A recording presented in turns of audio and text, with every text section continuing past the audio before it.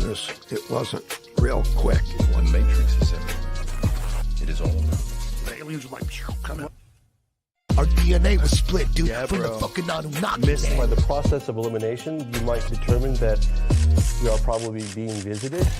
Well, you know, maybe some of them did really have some kind of experience or saw something. And The aliens are like telepathic. I don't even believe this. From saying extraterrestrials are related to UFOs. You could potentially come to the same conclusion. It is the veil that has been pulled over your eyes to blind you from the truth.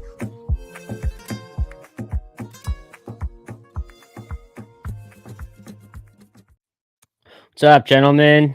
What's up, man?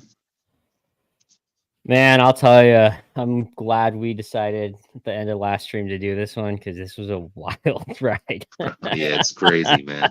I didn't know I was gonna get myself into so much stuff popping up. Yeah.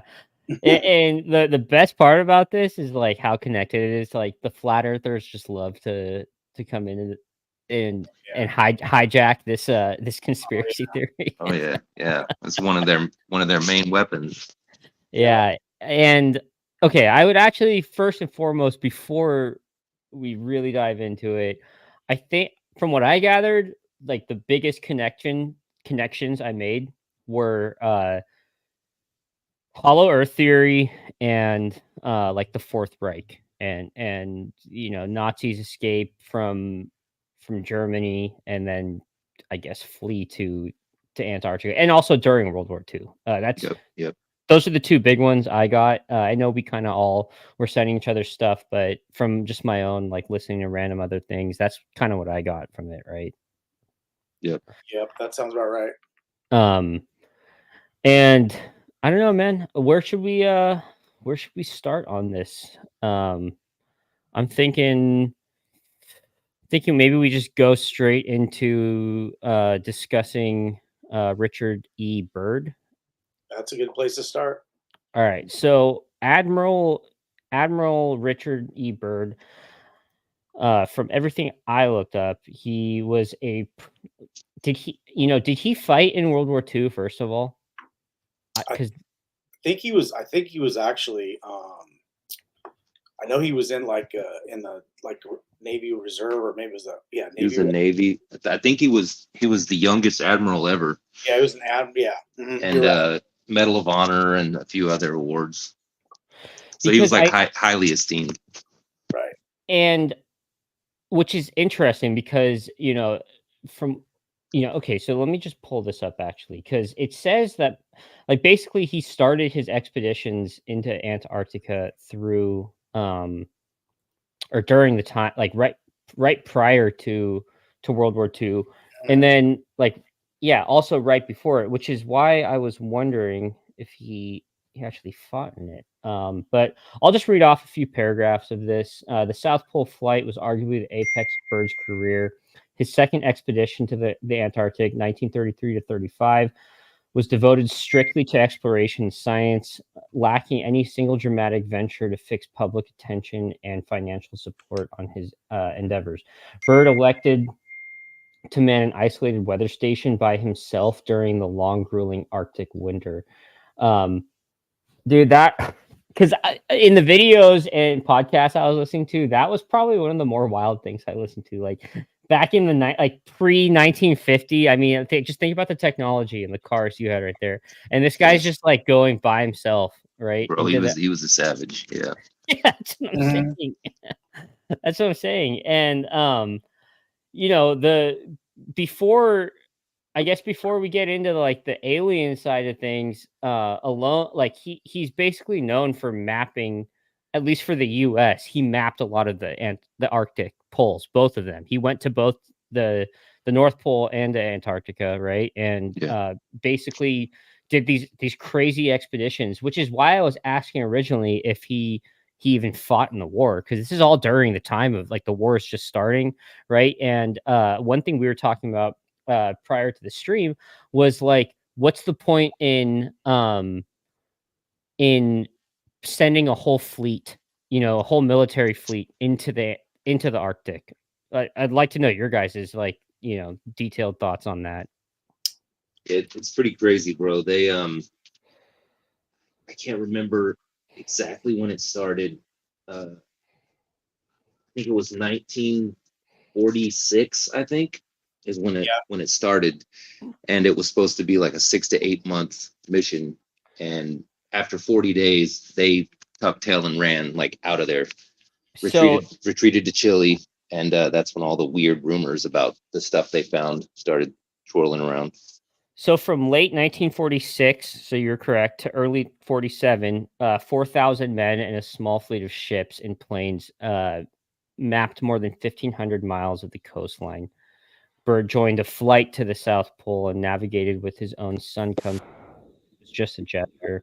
The Admiral returned to the icy continent again with Operation Deep Freeze during the Antarctic summer of 1955 to 56. Now, one thing that so I fucking love the Y Files channel. I didn't before, but like after I've been like really spent time listening to him, I think he just does a great job breaking things down. In the Antarctic episode, he talks about how he was known for like uh meticulously writing down in his journal everything that happened, and then Yeah. it was released back into like he kept his like word that he wouldn't talk about it to the public, which is what after his debriefing, they were like, yeah, don't say anything about this. And then once he died, his son released it. So that's kind of concerning to me in some way, right? But yeah, I don't know. I just wanted to kind of make that point that like it birds it's hard to accept that like just at face value everything It was all after the fact, like after he was gone. exactly. Yeah. Um but yeah, I guess what were your I'd like to know your guys's like what did you guys gather from his story? Like Yeah. So some of the takeaways that, because I looked at it, you can read the Wikipedia about it, and they're just going to give you like the historical aspect of it and the what's stated or taught facts, and then you need to go ahead and dig a little bit deeper to get more of like what some of the stories were, and I got into some of the conspiracies, kind of like how Chris was talked about how they were supposed to be gone for like 8 months, and only it was like about mere weeks, and they had to turn around, and then they did go back. But one of the things that I got into was kind of like I did a wide search on just kind of like the history of exploration of Antarctica, kind of like who were some of the other explorers, what other countries went during the time frames, and then basically how um, the Antarctica became a hot contested area after World War mm, II. Because it didn't take long for them to realize that it was a valuable source for like resources sitting there, and so the UN basically came up with a whole charter and stuff says, hey, that's why you can't have like any military bases on the continent. Like they signed all these packs and stuff. So it's scientific research facilities only. It can't be like basically it's anyone can go there. You can have base. It's not going to become like a country. It's not available to be well, over and stuff. And I thought that was really weird. And another thing too is that it couldn't be privatized as far as like an oil company couldn't go in there and buy land on it either. So and then also there's like that whole peace treaty, right? Like that was yeah, made it's by the UN that like no one this is like neutral ground. No right. country can like what you're talking about. No country can claim it. No one can go into it. And I guess to just give because it's one of those subjects that's like really unless you do your own research into this, like you're never gonna actually get the full picture of it. I'll give it just a quick rundown of what I gathered. Basically, Byrd does this expedition, and the story varies depending on who you're listening to, but essentially he's flying his plane into Antarctica and basically discovers a hole in the center of the continent and like drastic changes from ice an ice covered uh uh land to like like forest and like green plains, and like apparently you like there's a spot within the Arctic that there's an advanced civilization there, and that's where it connects to the Fourth Reich, that these Germans get basically they basically get what's the word I'm looking for, like culminated with this advanced city, and they like there's references to a whole different species of humanoids, and this is where it gets really wild for me, right? Because it's kind of hard to just take the word of an admiral's journal. But yeah, I mean that's basically what I got from it, right? Yeah. And then he dies and keeps a secret, which is kind of like we can get into the kind of contradiction or the skepticism I have towards that later. But is there anything I missed really in that?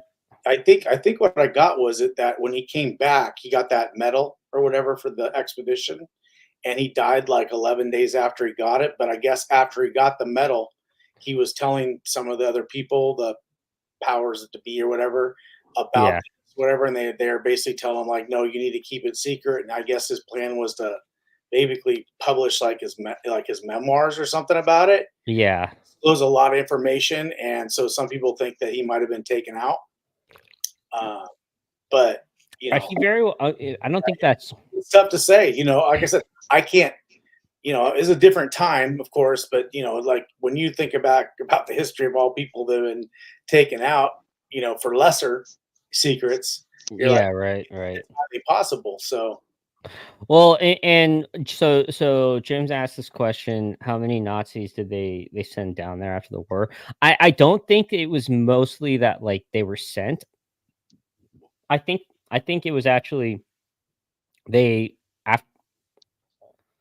actually I don't know, like because They started the Nazi base was supposedly they started building it in like 1938, I think 39. yeah, like it was all throughout the war, and then also Project Paperclip, or right? Is that the one that Operation Paperclip. Operation Paperclip? That involved us taking in the scientists, correct? Yeah. Okay. So I think there's a mix, which is why I was confused for a second. I think there's a mix of it. Like there was already a pre-established population of scientists from Germany, and that were already like working and experimenting down there, and then Paperclip happened, and we kind of took all of that pre-existing knowledge. Correct? Am I correct on that? Because again, this was very kind of confusing for me a little Yeah, bit. there was like for decades before World War II. I'm not sure when it started, as far as immigration and everything like that. I can actually speak a little bit to it because I have German heritage, and some of them came from Germany, and they couldn't get to the United States right away. We're talking like early 1900s, and they actually had to go through Argentina, and that's where has a lot of Germans that just stayed there. And South America kind of started like areas where there's a big presence of Germans down there still to this day. Right. And so, and then eventually that side of my family migrated to the United States. But everybody, in fact, one of my great aunts was born in Argentina, Buenos Aires. Another one was born in Brazil. So eventually they made their way to the Dakotas, where most of the Germans ended up, come World War II and stuff like that. And then actually their youngest brother fought in World War II, and he died D-Day +7. My great uncle. So that's the whole like map there. But a lot of Germans in Argentina, which is, look at the map, Argentina, how close it is to Antarctica. So you can see. Yeah. That's And they say when you go into some of those cities in South America, the German areas, it's like you're walking back into Germany again. I've seen pictures. It's so concentrated and thick. I've seen pictures of them celebrating like Oktoberfest and stuff. Oh yeah, no, they have like Yeah. the Andes down there. The Andes, and you'll think that you're in the Alps. They have the villages, have the German houses and stuff. It's funny. Really made like their own little communities down there. Yeah. But you know, it's this Antarctica like situation with the Nazis and stuff. Like I found it a little difficult, that podcast that you sent us, Chris, where with that chick, I think it was called the UFO into like rabbit hole or something like that. Yeah.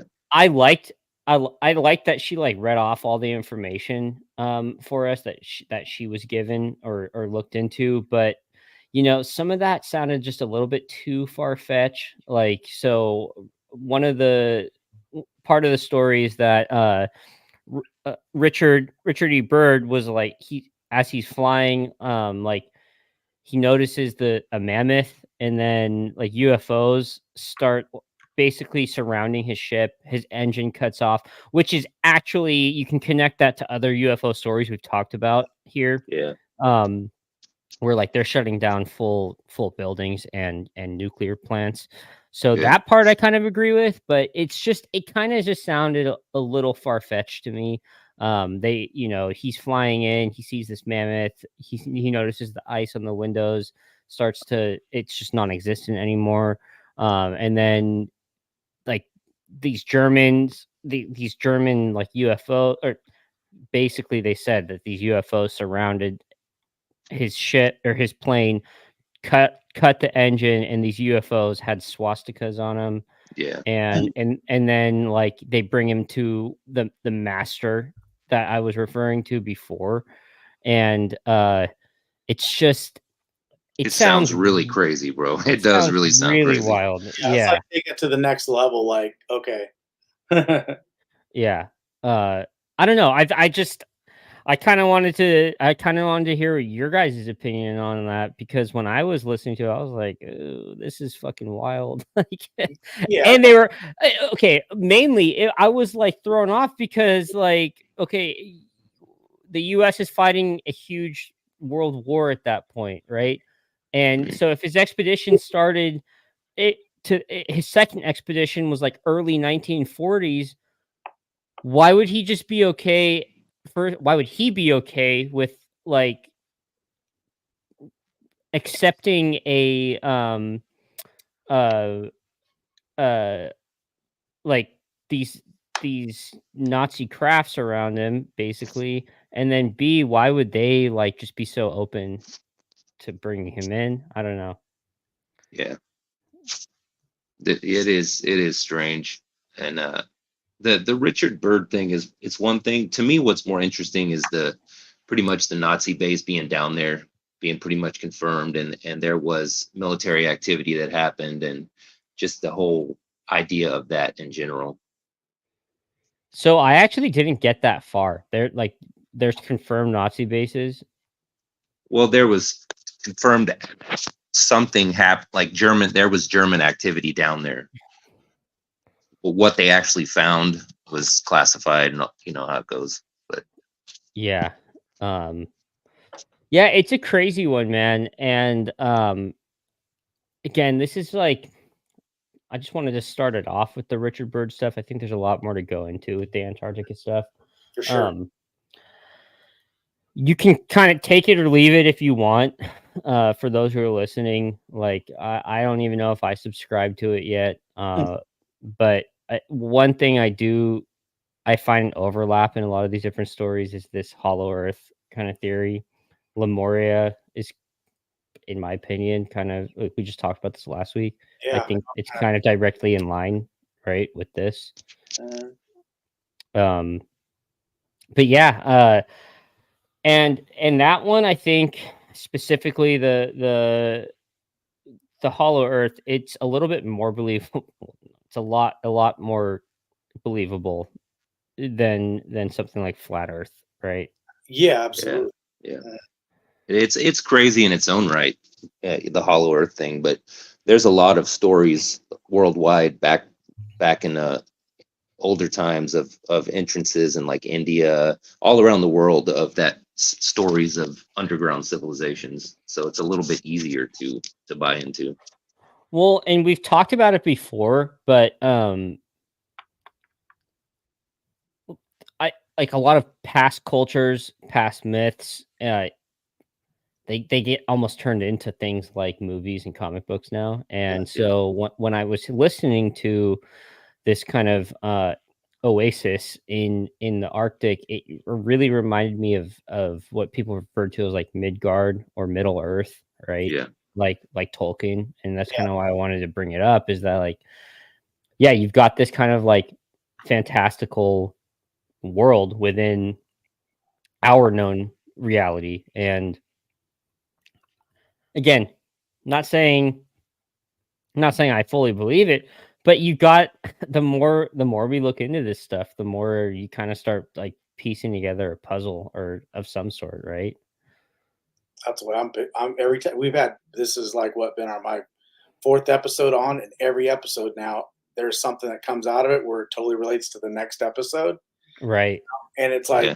it's weird whether it's civilizations or how the cultures and then stories, then the whole Hollow Earth thing, like you're talking about. That's one thing that made me think of something about all this Hollow Earth stuff. Was like, okay, imagine these ancient civilizations that we don't see anymore, we're not aware of, but let's say today, right now, if there was an extinction level event, whether it was like an asteroid impact or nuclear war, or bunch of volcanoes went off, where would people go if to get away from that? We couldn't live on the surface, right? Yeah. So we have to go underground into caves or whatever. They talk about even, Cheyenne Mountain, it's underground, the nuclear stuff like that. And there's places, around the world where countries have built some underground stuff, but there's caves, there's openings.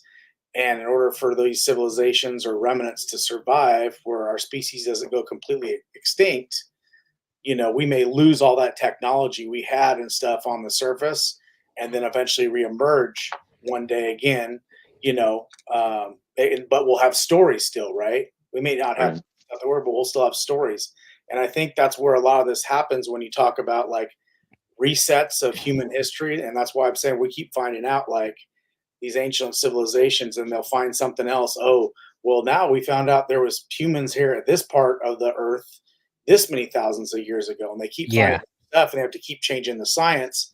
And so what they don't want to say is they don't really know the answer how long we've been here, but either that they're real quick. It's kind of like that other thing I shot you guys about. They found those ruins right there on the deal, and this was from an article from the 90s, and then that just got shoved under the rug. How come we didn't hear any more of that? Like, where did they come from? And we just keep finding more of this as we investigate other things. We think we're starting a different topic, and somehow we keep on being tied into like, Egyptians, or all the way back to the Anunnaki, Atlantis, Lemuria. It's like, it's all ends up being related. So it's crazy, man. Yeah. And was this the one that you were talking about? Yeah, that was the one right there. It says an ancient. Well, that was one, and then I sent one. I think it was yesterday or the day before. It was a like an article. I think it was a English article, and it was from like the 90s or something like that, like 1996. And so they found stones or whatever from a long time ago. They couple like maybe like 2,000, 3,000 years ago. And to me, I'm like, okay, well, who was down there messing around, whatever? And they were saying, well, it would have to have been like the climate. Warmer. Is it the 3000 BC one? Mm-hmm. Okay. Let me bring that up. Well, I think at some point there's ancient older maps that show Antarctica was like in a completely different spot on the Earth, and it had a jungle climate. Yeah, we know that it was very tropical, based on plate tectonics and stuff like that. But you're talking about in the millions of years. And supposedly it's been 12 million years. It's been frozen, is what scientists want to say. Here's the thing: we didn't have. There was at one time, less than millions of years ago, there was no polar ice caps, which means that Antarctica was like ground. It was just cold down there, but there was no, just snow. It wasn't like, covered completely. So that's the thing that compared to now, where you're like covered in snow and ice, like really deep. Well, and again, like, so we were kind of going back and forth a little bit, like posting different like maps and how maps are changing. And it's really easy when I was thinking about that. It's really easy to just pass things off as, oh, well, what's up, Matthewing? It's really easy to just pass it off as, well, maps change, people discover more. But when you have these older maps that show continents, whether or not they were drawn correctly, like two-dimensionally, when they show things like symbols like trees Yeah. and, Right. mountain ranges, that's where I Right. start to get really kind of thrown off by it, right? Yeah. So like the Tartarian Empire, which we will end up doing an episode on it pretty soon, I think. And the map that you brought up, The priest, what's it called? yeah, I was trying to find that. That was made like in the early 1500s, and you got to think that's not long after Yeah, Columbus. the Piri race, Yeah. I think Yeah, it's called. There's the Piri Reis, and it was like 1513, and the Horatius Phineas, which was like 1531. So there's Yeah. different ones. But they were just more astounded how accurate the coastlines were for that time frame, that they would have had to have like just literally been sailing along the coastline, and to basically be like, try to get it almost to scale, like how accurate it was for like the Americas and stuff. They were like blown away. Yeah. Hold on, I'm trying to find this one. Ancient. Oh, maybe it was this. No. Oh yeah, it was. Okay, yeah. So Piri Reis, 1513 map illustrates a relatively accurate coastline in South Africa or South America. Also hints to the presence of land masses in Antarctica. Yeah, I think 15 million years, which is, again, it's just so it's hard because there's going to be a bunch of there are already a bunch of skeptics out there who just aren't going to listen to this type of stuff. But when you've got multiple different forms of or not forms, but multiple cartographers throughout history that show different things, but then there's always, from what I've seen from these different like maps, they're like, you see that the different symbolisms of Antarctica, and they're showing it like you've got, and who knows where they got their information from. For all we know, it's all hearsay from people like, oh yeah, this continent down here, it's filled with a bunch of forests and lush foliage and whatnot, but they might have not been there yet, right? And they're not actually vetting that information. I want to bring up the Tartarian map because I think this goes right in line with what we were talking about. I'm trying to find one. Dang.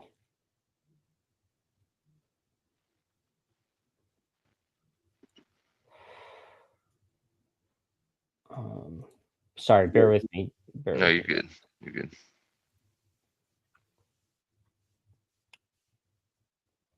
Dang, I can't find. You had it. Yeah, this is earlier. Yeah, I had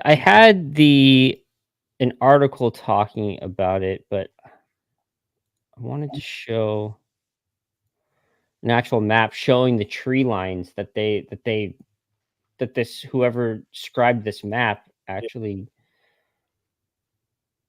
because that's the more interesting part about this conversation, because I don't want to dive too into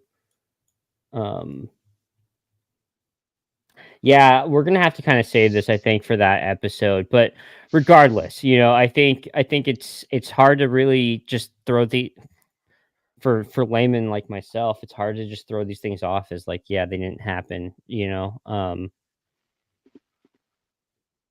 comments on the new. Huh. Yeah, I'll do that. How they map the continent shape without the ice? Shit's crazy. Okay, that's another good point about it, right? I watched this one. This, I think it was like a clip or a video, but I think hey, Chris, I think you're echoing a little bit.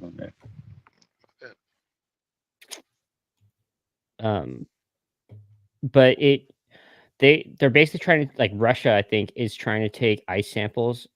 Like do you see what I was talking about with that? I saw bits and pieces of it. they've always been into drilling, but I'm not sure which one you're talking about. Are they doing it again where they're doing cores? Yeah, and they're dropping like they think that they've gotten to a it's like the deepest ice core ever done in Antarctica. Oh, it's in And Antarctica. Okay, not Siberia. Because I know they've done into Siberia. well, yeah, no, I saw one that supposedly is in Antarctica and like maybe outside of the border that we were talking about with the UN, but they're looking at like 200 million year old ice samples, right? There's so much down there that like we really don't know. And it's referred to as like the last frontier. You know what I'm saying? Oh yeah, for sure. Yeah, no, the when you think about it, because they're gonna also say with all the where it used to be and how it used to be during the dinosaur days, it had all kinds of like fossils, which there's tons of oil down there. See, that's what I was saying. There's all kinds of like resources and stuff like that that countries would just want to fight to get or whatever. And that's the thing, is that you would basically just strip mine that entire continent, because they said they would be completely lush with all kinds. They think it's also uh, they think it's probably a set for anything that we're using right now, even like lithium, anything with its high demand.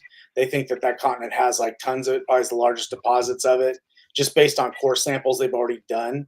So yeah, I can see like, especially as time goes by. I mean, we probably won't be around by then, but as resources become slimmer and slimmer on Earth, I could see them finally saying, okay, somebody has to move in on Antarctica and start using that as a resource. Well, that's the most kind of astounding thing about looking into this topic for me was like what like why aren't all countries allowed to It's be funny. It's funny you say that, Stezo. Can you guys hear me? Yeah. yeah we heard Okay, fine. yeah. It's funny you say that about the countries moving into Antarctica, because there's been world leaders that have like made that exact comment that Oh World yeah. War Three won't be started with like nukes. It'd be whoever invades Antarctica first. Mhm. Which is what I was leading to, right? It's like what's down there that people are. I mean, there's got to be like the head honchos of each country. It's like I imagine it's like when you become president or prime minister or whatever or dictator. There's something passed down that like yeah we don't touch or talk about Antarctica yet, right? The movie The Thing. Yeah. That's what I was thinking of. No, yeah, Chris, you're totally right on that. It's like, but again, I'm enamored by it. Like, why? Like, what is down there? Like, why don't we want to go down there? Not just because of penguins.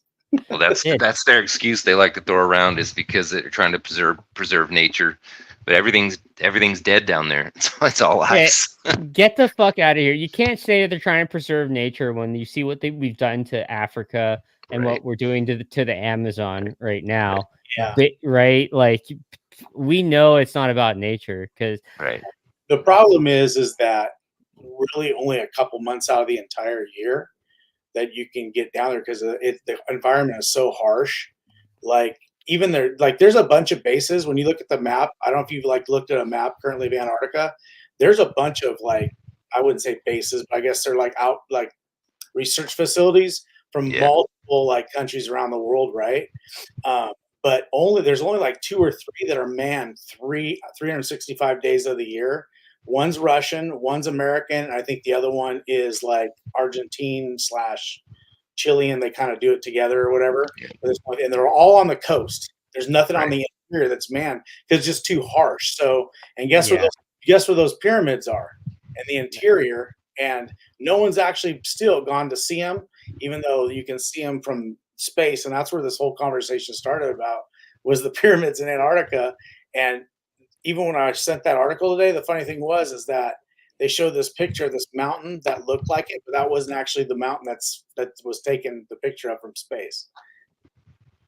Yeah. This So those are satellite photos or whatever.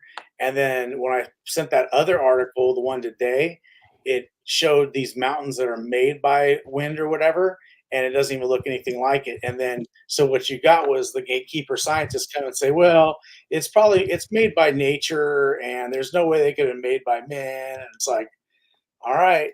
Well, again, that's just a little bit too accurate, I would say. And like, this is someone that doesn't study geology or Right. you know, That's physics. pretty damn accurate, bro. That's Yeah, pretty that- damn accurate. That looks to me like something that was made and it's eroding, Right. like not For naturally sure, for sure. man-made because of dimensions, and it's eroding because it's old. And I think if you took the Pyramid of Giza and put it in Antarctica for thousands and thousands of years, you'd see the same results of that too. Right. And And you're talking about how many, when you break it all down, how many miles of ice is everything buried under? You know, we really Well, have no yeah. idea what's down there. Well, yeah, that's another wild thing. Sorry, I got off track by this other headline. Boeing 737 mysteriously discovered in a random field. No knows how it got there. It just, while we were talking about Antarctica, that's another. It's one of those areas too, right, where the Bermuda Triangle effect kind of plays, right, where like people are. Well, first of all, there's a no-fly zone. That's something that we haven't hit yet. Yeah. The no-fly zones also. What's up, Ronnie? That's also another kind of wild thing, right? Like, why aren't you allowed to fly over certain parts of Antarctica, right? Like, right, maybe, like because we can fly over the North Pole, but we can't fly over the South Pole. yeah. It's super sketch, man. It's so weird. Just the whole way they control it. It's so controlled, and the entire world is in on it. It's like too much. It's too much. You know what I mean? All these countries in together, and just keeping whatever hidden. No one's allowed to go. It's just strange, man. It's strange. It is. So Jim asked how much ice is actually there. Antarctica's ice sheet covers 2,160 meters thick, with its thickest point being 4,776 meters deep. Oh, that'd be the thickest, yeah. Dude. 3 miles of ice. Think about that. 3 miles thick. And we were talking about how like Russia, I think, has gotten like the deepest ice core from it, and which is like, from what my understanding is like kind of dangerous doing that, because you could resurface like viruses that are millions of years old that could just devastate the human population, right? Yeah, it is wild to think about. Yeah, that's why they're worried about the whole global warming thing, because it says the ice sheets melt, that you're going to have all kinds of these, like they're really worried. What they're really worried about are the I think they're called the prion diseases, you know, like the ones that you can get, like mad cow disease, the ones they can't get cures for because it attacks like neurons in your brain and shit. So they're worried about those because they said those are, you know, inside the ice and all that. And on the opposite end of it, think about what we could actually discover through these ice cores. Like, there might be DNA like in the permafrost in Antarctica that like we could possibly, with all the genetic engineering we're doing right now. I mean, they're already bringing back mammoths. Who knows what type of animals are stuck in that frost out there, right? Like, there could be actually a lot of benefit to that. Absolutely. No, there's always going to be, like, you know, they can say what they want, you know, but it's kind of like whores. I mean, they talk about, you know, there was actually benefits. Whores? No, like whores. Like, there's always been whores of like bad things turning into good things, or scientific knowledge. You look at like all the experiments the Nazis did, the, you know, Jews and stuff like that. We learned a lot about the human anatomy because of that. You know, obviously it was a bad thing, but it sped the medical, you know, science up years because of what they, you know, and there's stuff that we've discovered, you know, like, just like we discovered a nuclear bomb. We were just trying to split the atom. Okay. That was an accident, but hey. I do kind of want to do a little bit of clowning right now. One of those things we were laughing at in that podcast I sent you guys. And I think you said that your cousin sent it to you at one point. Yeah, the flat Earth one. bro. When Flat they Earth. when Is it the laser going through the firmament? No, he was talking about the aurora lights being in the South Pole being caused by Russia and the US shooting nukes. Yeah. Shooting Dude. nukes at the firmament, which Yeah. caused this So- with no backup to explain what he's talking about. He just says, Yeah, they were trying to break the glass. Yeah. They were trying to break the glass, bro. That's why I was like, the dinosaurs wish there was a firmament. Dude. It's so Like, stupid. Yeah. Which was a funny comment because I was thinking the same thing. So how are you going to explain asteroids? Like, where do those come from, right? Like, Right. it's so dumb. But I thought that was hilarious because it's like he just kind of throws out like that the guy that from the podcast I posted. He just throws it out that all the northern lights you see are caused from nuclear bombs being shot at the firmament. Yeah. And I'm sitting there like there's nothing to back up what you're saying, and you didn't even try to back it up. You just said the lights were caused by this, but like how would shooting a bomb at glass create these different like That's the majority of the flat Earth. That's the majority of the flat Earth in general. Their whole argument is like that. And they make cartoon maps. Yeah, it's so stupid. They have no like actual pic. And if every time you see like a picture from space or whatever, their arguments like, oh, it's a fisheye lens and all this shit. That's why it's all it's like. NASA CGI renders all the things. They're all fake. There's no real pictures. All that shit. It's funny. It is funny. I mean, I get it. It's strange. And it's a strange place down there. But just the whole flat Earth thing, man. I can't. Once I hear that, I have to walk away from the argument. I can't take part in it. And the military won't let you go over it or whatever. Right. I'm like, you're talking about the military that couldn't find bin Laden for 10 years and that like they're gonna block which military? Like which military? Right. The United States is blocking it from what are we doing that for? Why is it not all the militaries? Right. There's the stories just start to be a little bit too far-fetched and stuff. But no, like I said, this is everything that we've talked about the last couple weeks. When you start digging more and more trying to get into like that topic, you end up finding like 1,000 more things that like, hey man, there it goes. And then all roads always end up leading back with the original episode we talked about the Anunnaki. Like it all goes back. Like it's insane how this all goes back. You know what I mean? And the other thing too, I guarantee you that like that Giants is gonna bring us right back too. The Hollow. It's all tied. It's gonna bring us back to the Anunnaki. Well, and it's funny because like it feel like since I started this from day one, it seemed with Jim, it seems like I've just been choosing random topics, but we're not even 20 episodes in, and now it's like I don't even have to choose the next topic. It's like it naturally they blend in with each other, right? And it's crazy. I was like, I had no idea that it was gonna like turn some of these corners and stuff like that. I mean, I thought about it before and the stuff, how there's a lot of similarities, but then actually doing the podcast and or whatever and going into like, oh well, it actually this, like, oh yeah, let's look at that, and then you're into the next thing and you came from there. But it's crazy. It's nice when it works that way because it's more of an organic feel. You're kind of just going with the feel of things and discovering it as you go, and everything ties in, so it feels more natural.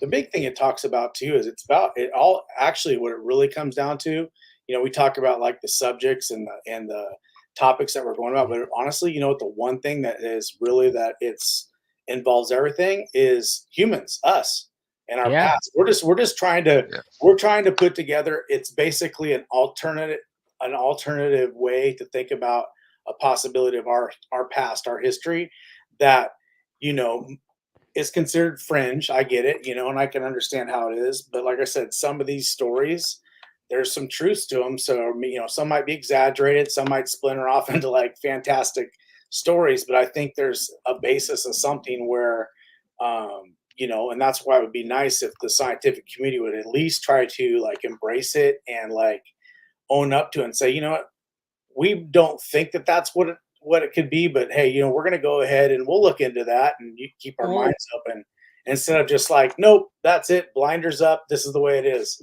you know what the basically everything you just said, I agree with, and it's not just the science community, and which is like the more and more we dive into this stuff, the more I agree with Graham Hancock's perspective that we are a citizen, or we are a species with amnesia based off our history. And I've talked about it with you guys individually and on this podcast that like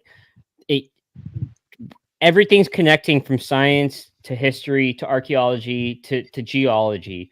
And the fact that people like there are these like dorks out there, right? Like Flint, who Flint Dribble, dude. I really need some clips of him laughing. But him, and then even really smart people in certain perspectives, like Neil deGrasse Tyson, right? Like because that's two opposite ends. Yep. You've got some guy that's like a YouTube historian, and then you've got who just cites his dad every time he talks, and then you've got someone that's actually studied the stuff and is like respected in that field. Being Neil deGrasse Tyson. But what pains me is when Neil deGrasse Tyson just kind of throws things like aside, like you don't know, it really gives off that image like you don't know what you're talking about when people are just interested in, and people like Graham, right? Because I'm pretty sure I can guess what his thoughts are about Graham Hancock, But again, it's not just science; it's all of these industries. It's everything. It's everything, and unfortunately, it's the few against many. There's the status quo. It's like Stezo was saying that if the community would just embrace it, opposed to fight it, but it upends everything that they've taught, everything that they depend on. It could uproot everything. So it's having to fight against that, Right. And so I do kind of want to touch on I've had his comment highlighted here. Serious question: if pyramids in Antarctica were such a big thing to hide, wouldn't you expect aerial satellite images on Google Earth would be edited completely out? Now, I haven't actually investigated on Google Earth on that. I can't tell you, but I will say Google Earth has been known to black out certain areas, specifically like in Egypt too. Yeah. They've done things like that before. Another kind of argument I'd have is that we already have that no-fly zone, so a private company. And then even if I can't say that I trust most of these satellites that are probably doing that investigative work to build that model for us for the public to use, if they found something that was like crazy, they basically, I think, would speak to these big, and again, this is full tinfoil hat, but like I would say that they're not going to just post it and be like, look, this is crazy, this is unexplainable. Yeah. They're gonna get that process through, and they're gonna ask someone above them, like, are we allowed to post this, right? Are we allowed to like enter this into our 3D model for Google Earth? So if they do, they'll come up with a side story or some excuse to throw out there when they put it out. Right. Yeah, they'd want to do, and maybe that's it. Maybe I'm not saying it is. I'm just saying it's funny that they've shown those pictures for a while now. 2016, I think, is when the satellites discovered them. So it's been a while. But you would think by now they would have already had some land expeditions during the good time of the year, at least one or two capabilities of getting there. But then again, I don't know the terrain. Maybe they haven't been able to get there close enough to do it. But anyways, that's the thing is that the first thing would do is actually go there and actually touch it.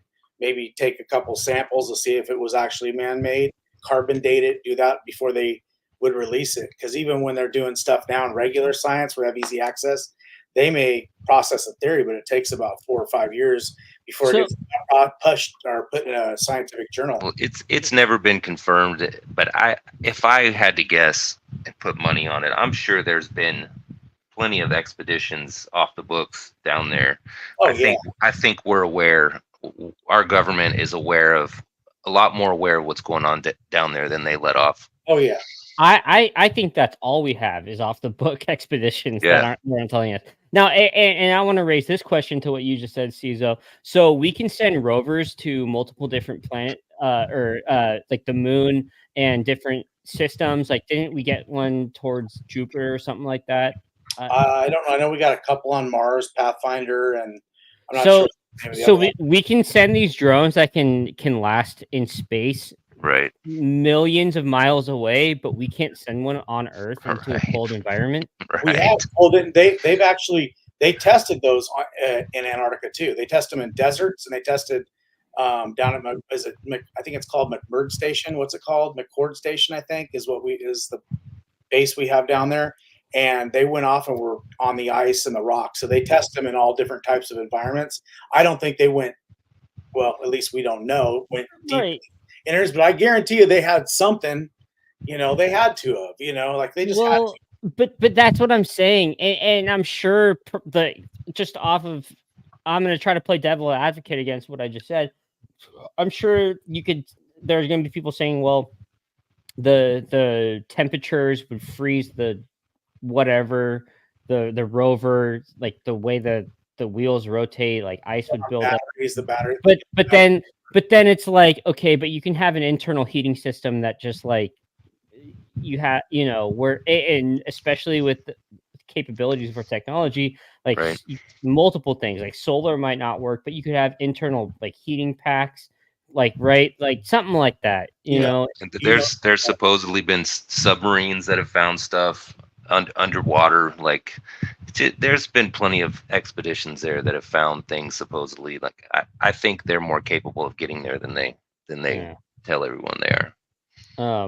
So Ultron Vision Prime, first of all, I like your profile picture. That's right up this alley. Second, you guys talk South Pole good, but I saw people talk about Twitter and History Channel too. I'm not sure what you mean by that, but feel free to elaborate. I think he's saying that it's interesting what we're talking about, but he's seen similar stuff on Twitter and History Channel.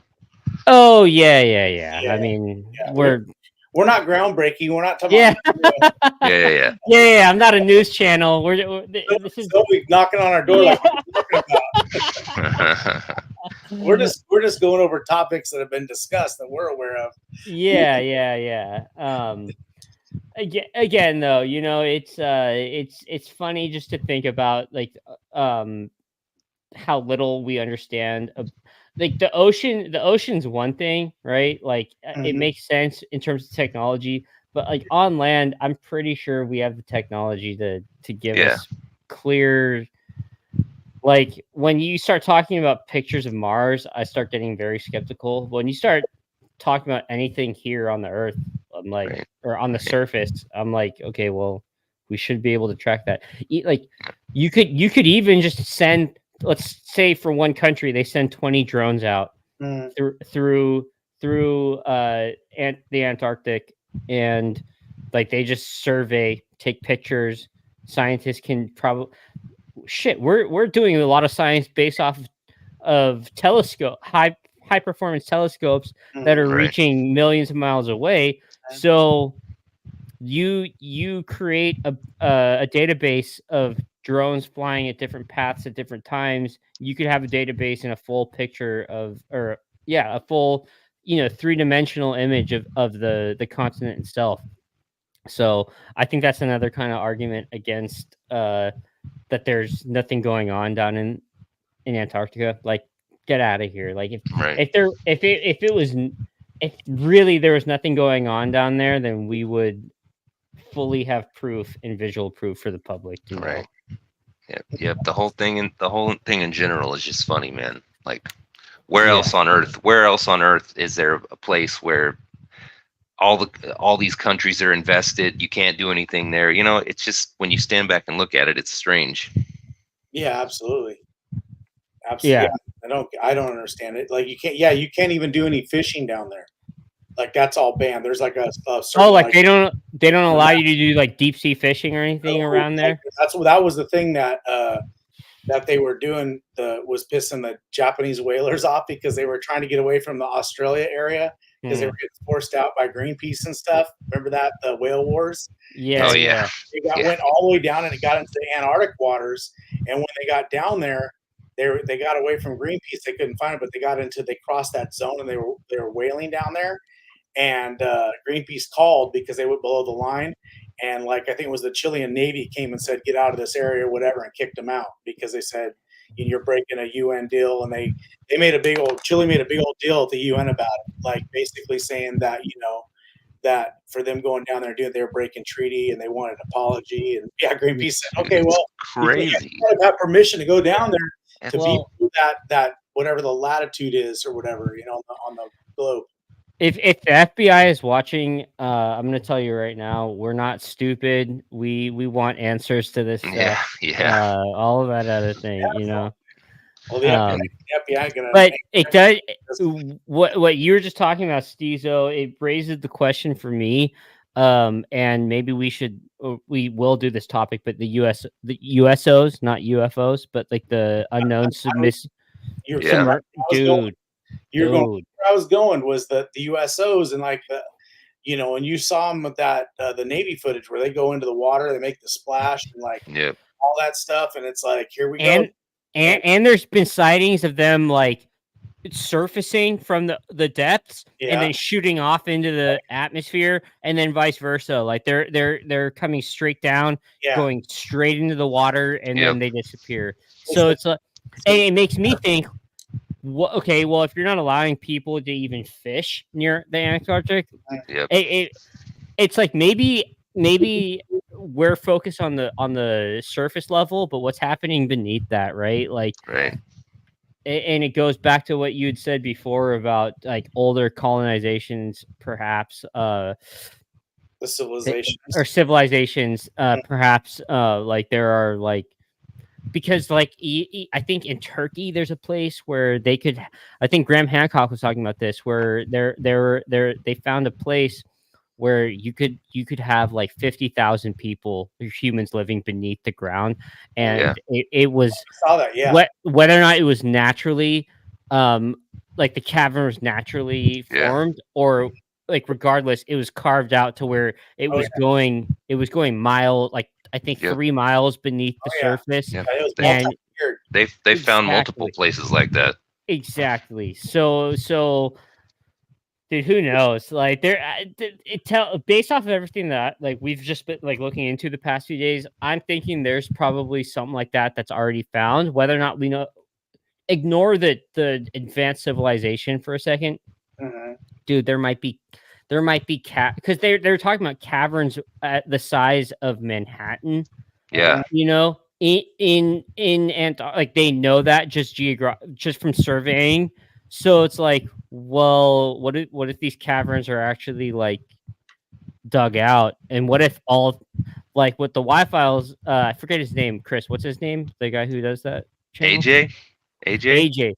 So, because he kind of ended on that, like this, there's these huge caverns that we know geographically are there, but like, are there actual like, is there a city there, or is it just ruins? Either way, and then he also brings up that there could be that like this whole treaty with the UN is based off of the fact that all government, like most world powers, are working with each other right now, and they're just telling the public that like no one can go there, but they're already there excavating. And the theories just keep going. You know? I believe it, bro. I believe it. There's stuff going on there. It's you don't have that type of protection and that type of secrecy, and something not be happening there. It's not just nobody there, protect the wildlife type of stuff that they say. Yeah. Yep, I agree. Yeah, because you were talking, because you got, I know you're down in Texas now. Chris, you used to live in Texas, right? Yeah. Did you ever go, when you lived down there, did you ever go to, is it Mammoth Caves that's down there? No, I never did. Yeah, there's a cave system in Texas. I think it's really big. Maybe it's called Mammoth Caves. I think it's Mammoth. It's either that or Carlsbad. One of the, it's a huge cave system. And then you talked about Graham Hancock. I think they found one a few years back in Vietnam or Laos or whatever that Yeah. like entrance is supposed to be like you could put the entire Empire State Building in there. Yeah, Like, yeah, I saw that. yeah, but like these cave systems that that we're aware of, we haven't even like mapped them all the way out. And I know there's one I think in Tennessee too, the Smoky Mountains. I think there's one there. So I just did a quick look. It look. Oh, wait. Okay, so there's a few things. There's Waco Mammoth National Monument. That's not it. I think it's called. Is it Carlsbad Caves or is it Mammoth? Well, Mammoth Cave I looked up is actually in Kentucky. Oh, Kentucky. Okay, so Yeah. I think Texas has a big cave system too. And I don't remember. I thought, but that one, they're both Mammoth and the one in Texas. They haven't even got to the end. They said it goes for so long, but like they're unsure of how stable it is once you get down there further. So they haven't explored them all the way. Is it Natural Bridge? Oh yeah, Or... these are natural caves. Holy no! But is it called Natural Bridge Caverns? It's called something else. Let's see here. Got Rocket River, dude. Damn, I might need to actually do some cave exploring. Like, yeah, there's some good ones down in Texas. There's some good down in Texas. Holy shit, some of this stuff looks crazy, man. Yeah, they have some crazy ones up here in Oregon too. Yeah, Oregon's got some good ones. Oh, natural. Even California has some. I've been to some of the ones in California. There's some good ones, like even like up at Shasta too. That's one of the things we talked about. They talk about lava tubes. Are you familiar with the Pinnacles? Oh yeah, Pinnacles is cool. Oh, I loved the Pinnacles, man. That's some crazy rock formation. I mean, okay, so I guess this is in Texas. I might want to have to change the name of it, dude. And we're about to get into geology, but I mean, man, this stuff. But that's it's like the Hollow Earth thing. That's where it like comes into me. Millions of years old rock formations, natural rock formation. I mean, oh shit, this is so cool. But Mammoth is like that's like huge. They don't even know how many miles of caves that is. Like there's unexplored, and it's a national park and everything. But like, dude, like they got like paved sidewalks that go in there. That's so big. It looks like you're just walking through it's just insane. Well, again, it's like that's why we were just talking about like the topics and the branching off of them, but like that's why like sure I kind of aim the focus towards like ancient civilization and aliens, but like at the end of the day, these monoliths I think tie in directly to what like we're talking about, right? Like they say Stonehenge is it's only like 5%, like in that they think that there's like more, and then same thing with Göbekli Tepe. Yeah. And we were talking about the system of housing, I guess you could call it, or a city, an underground city. Karahan Tepe is pretty much like that as well, where you've got these like deep rooted tunnel systems with rooms. And then even churches like that they're thinking because there's like pews set up, and this is like quarter of a mile to half a mile beneath the surface of it. So it's, I don't know, man. I think that's why like Younger Dryas is so interesting to me. And then you've also got things like the Boneyard in Alaska. Like that's an anomaly that like, which honestly, so much respect to that guy. Like he just owns the land. He's like, yeah, I'm not gonna let no archaeologists are coming here. Like, this is mine. I'm gonna dig it out myself. I'll send you the bones I find, but like, I have control over this, which I think is necessary. It's guys like Graham, Randall Carlson, him that are gonna really pioneer. I think the discovery of what we're talking about. Because if that guy were to turn the land over, you know exactly what would happen. We wouldn't hear a peep about it. Right. Maybe our great grandchildren would, right? Right. They would be like, oh, hey, I know we were digging for dinosaur bones, but guess we just found oil. So yeah, exactly. Or you know what? We found a uranium deposit, so we have to automatically take your land and pay you out due to national security. Well, and he's a gold man. Like Yeah. he Yeah. has all that land and his company through gold. Like he's Digging a for gold gold. miner. Yeah. He's a gold miner. He found bones and he's like, this is worth more than gold. Like he Yeah. knows what he has. Dude, it's That's- crazy. It's crazy. That one I'd love to do at some point too. Anything before we kind of do the kind of wrap up conversation? Anything you guys want to touch on with Antarctica? Oh, it's just an interesting place, man. When you look at it, it's just one of the stranger places on Earth, and you For know, sure. it's fun. It's fun to throw stories around about it. For sure.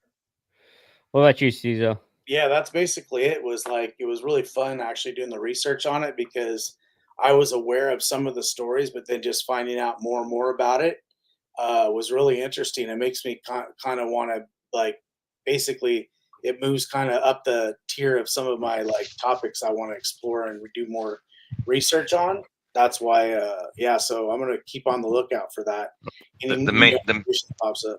the main thing is at the end of the day, it's a real place. It's there, and Yeah. there's enough fishy scenarios going around involving it that it's interesting to look at. Well, and also it's like we've got such little information based Right. off of it. And one thing is like that I say a lot that these topics that we like I'm only this is I think the 18th conversation I've done on this channel. So it's like we can always return back to these stuff like these things if we find something super interesting, something new comes out, we can always return back to it, kind of go back into to other areas because like this one again, like I'm sure if we do a specific like Middle Earth or Hollow Earth episode, this is going to get brought up, right? Because Yeah. and interesting to talk about the Lemurians because you know in Shasta it connects directly to that, you know, so Yeah. it's such a widespread like we're so, I'm at the very beginning. I'm just scratching the surface of all these different conspiracy theories and whatnot. But I kind of want to open it up to next week's topic. I've been wanting to do giants, but what are your guys' thoughts on this? Now let's do some giants Oh, I'm because down. Yeah, Giants is good. I thought that's what you're gonna do this week, and Yeah, I watched a deal on Tubi about them and stuff, and I was like blown away. I was like, holy cow! I'm like, this is going to be one what we could talk about. Is there's obvious like kind of like with the UFO Yep. stuff where there's Yep. people trying to cover this shit up. 100% Dude, covered yeah. up. Yeah, Not just they're government, trying to hide it. but like religious institutions, the Vatican, yeah, right? And then also like the just like this, yeah, scientific community. Why? What is the big? Why can't it's in every culture. Like they Yep. talked about. That's what I'm saying, man. And it's insane. Like all the way back to ancient times, Yeah, Well, and it makes the Anunnaki were big. They were tall.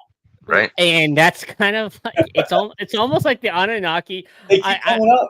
I almost want to do an Anunnaki episode every Yeah. like month, you know, and, Yeah. like Right. just because it ties everything back, like, and you That know, was the Nephilim. yeah, exactly, and Egypt, like, you know, why would why do a lot of these older structures in Egypt have 12-foot doors? Like that's a big one for me. The size of people, and then again, when you just look at right now, how come like some people come out at like 7.5 feet tall? Right. Like what? Like that's it's right. Yep. It's to me, it's like what? It's kind of an anomaly. And I'm thinking like, well, maybe there's just a recessive gene stuck somewhere, right? Yeah. And Yep. like if your bloodline carries it, every 10th child will get that gene, and then Mhm. they grow way bigger than everyone else around them. It's really interesting stuff to me. I think yeah, Giants probably will be the next one. But dude, again, it's like we were talking about there's so many different avenues we could take from this one. And it's Yep. just it's funny to watch how like this conversation leads us into different paths because again, like Stonehenge, it's another one I want to do really badly, right? Oh, Like yeah. Any of those monolith stuff is like really big. Yeah. and how because those, not just Stonehenge is obviously the more popular one, but there's stuff like that all over the world, Yep. And so it wasn't just the Druids doing it. Stop edging us. Give us the Giants. I think we will do it. I think we will do it. Giants sounds fun, man. That's a good one. That's one of the things that I said that was cool about doing Shasta.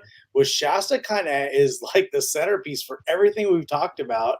You had your underground cities, you had like giant people, you had Sasquatch, you had UFOs. It's like, all the stuff was just like in one area, the portals. Yeah. It's crazy how like there's areas around the earth like that, Which is why I was saying that Shasta is a direct, in my opinion, it's a direct offshoot of Anunnaki.